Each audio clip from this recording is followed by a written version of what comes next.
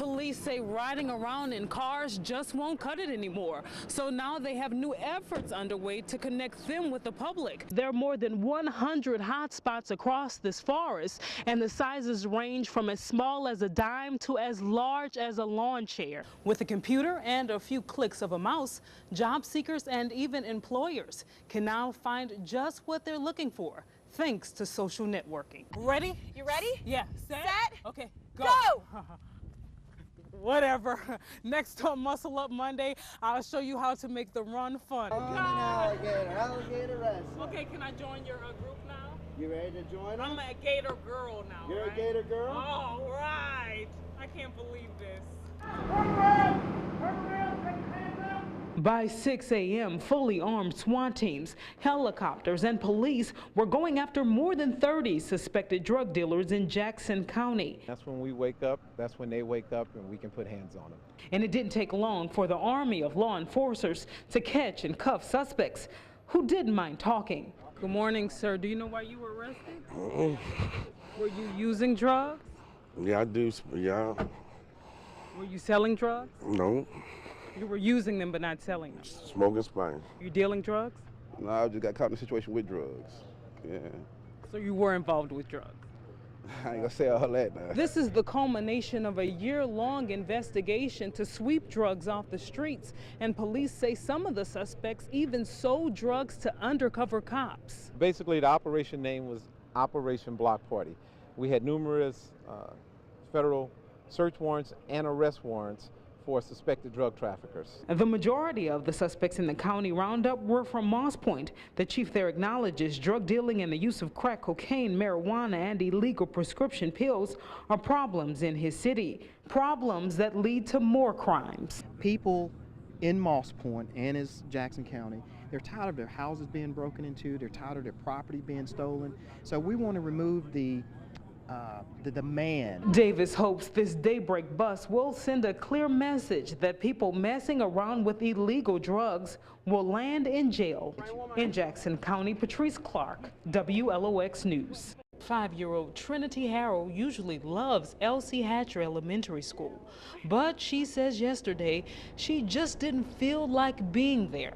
So she left. We was at the bathroom and I wanted to go home, so I ran out the gate. Trinity's mother has one question. Where were her teachers? She was gone for about an hour from school. Nobody ever contacted me, contacted the police. The principal and district superintendent admit a gate was left open and the school didn't realize Trinity had even walked out before it was too late. Of course I regret that it happened, but we have accept the fact that yesterday a mistake was made somewhere. Once Trinity walked out of those school gates, she ended up on this road, and as you can see, it's pretty busy. The 5-year-old told me she walked and walked in the hot sun until she made it to a local store. She was standing here. Local store employee Latasha Williams says she found Trinity with no shoes on and she had grass in her hair. I actually told my boss. He then got on the phone and called the school because she was in uniform. Coincidentally, her mother happened to be next door shopping and overheard that a little girl was lost. And when I opened the door to the store, it was my child. District officials say they apologize and are digging deeper to find out what happened and make necessary changes. In George County, Patrice Clark, WLOX News. Jumping jacks, push-ups, and running laps around this stadium in 95-degree heat is downright uncomfortable for these Moss Point firefighters. It's hot. I'm burning up. But that's all right. We got 2 more exercises and 2 more laps and we'll be done. And look at all the sweat on Floyd Downs' face after just 20 minutes of this workout. You see, I started with my mask on, but it got so hot I had to take it off because I couldn't catch my breath. But the men are not letting the heat stop them from finishing another day of intense training. They started the voluntary workout plan about 8 months ago to get their bodies conditioned to the heat. The #1 cause of death in firefighters is heart attack. A lot of time we got a lot of downtime, so we sit around a lot. And then when the tone go off, your heart rate beat quickly up to a high rate. So if you come out here and you get the blood pumping to your heart, you get in better shape. And let me tell you, this is pretty heavy. Between the jacket and the helmet, 20 pounds and mixed with 90-degree heat, whew, it's a tough job. But these guys say they want to do it to battle house fires. Yeah, some people call us crazy. Because we come out here in the middle of the day in these suits, and our body temperature get a lot hotter. But we look at it as survival, because this is our job, and we don't want to get to a hot building. Never experienced it. There have been 10 major fires in Moss Point and several minor ones so far this year.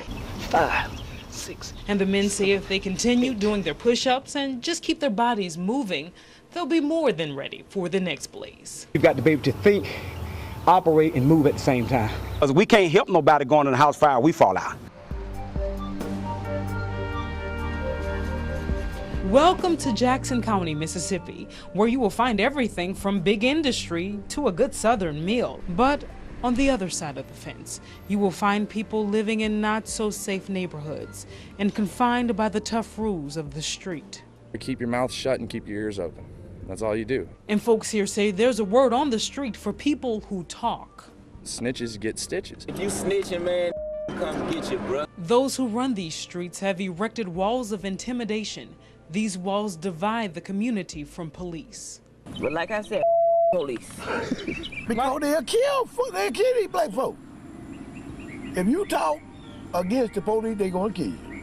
Real talk. So if we see something go on, we ain't really gonna tell the police nothing. Fear of retaliation or even losing street credibility keeps others on these streets silent. I ain't running my mouth or none of that. It'll be a disrespect between me and my set too, you know what I'm saying? So. And what is a set? It's like a game what you claim, you know what I'm saying? They'll do whatever it takes to make sure that you don't ever open your mouth. So yeah, code of silence, people keep their mouth shut, but it's a fear tactic. They don't want to open their mouth because they don't want to get hurt. Real talk from real people who live by this code of silence. My family ain't gonna come save me. And that's just real. And I ain't got too many friends I can say gonna vouch for me or come save me either. So I ain't gonna do nothing. I'm keeping myself protected. We didn't stop there. Watch WLOX become mediator between a local teenager and the new chief of police in Moss Point. And why are you scared, Princess?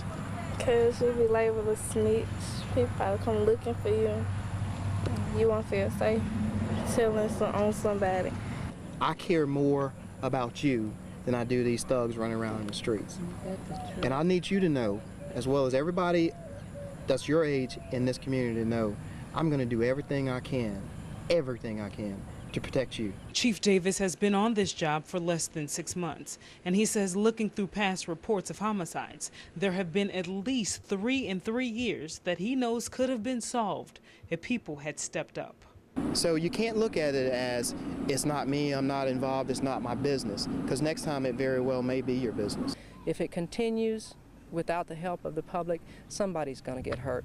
Police say riding around in cars just won't cut it anymore. So now they have new efforts underway to connect them with the public. They're spending money on everything from more manpower to the look of the new police cars. We've got to get people to buy into what we're trying to get accomplished. Over in the city of Goshen, police are also working hard to break this code of silence. Police have been targeting communities where there have been dozens of random shootings. There's going to be crime all the time. What my job is to reduce the number of victims. If we make ourselves less of a target, then the criminal will have to go somewhere else. Police say as more crimes are committed, they need people to step up, witnesses to come forward, but it won't be easy.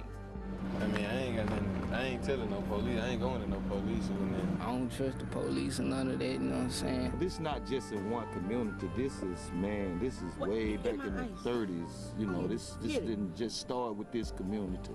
It's, you know, it go all the way back to the mafia, you know, it's just, don't talk to the police. Patrice Clark, WLOX News.